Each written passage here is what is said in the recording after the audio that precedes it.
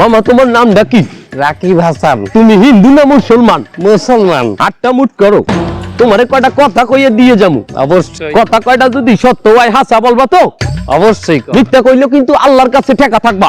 না, মিথ্যা বলবো না। তুমি যেই দল সাপোর্ট করো সেই দল 36 বছর পরে ওয়ার্ল্ড কাপ পাইছে, কথা ঠিক না বে ঠিক?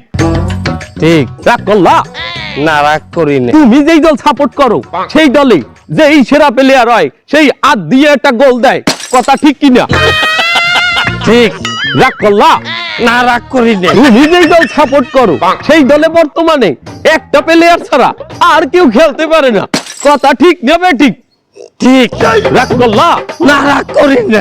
তুমি যেই দল সাপোর্ট করো সেই দলের 3টা বিশ্বকাপ সাপোর্টাররা মনে করে 50টা বিশ্বকাপের সমান, আর ব্রাজিলের 5টা বিশ্বকাপ রে ওরা একটাও ধরে না, কথা ঠিক না বে ঠিক? ঠিক। রাগ করলা? না, রাগ করি না।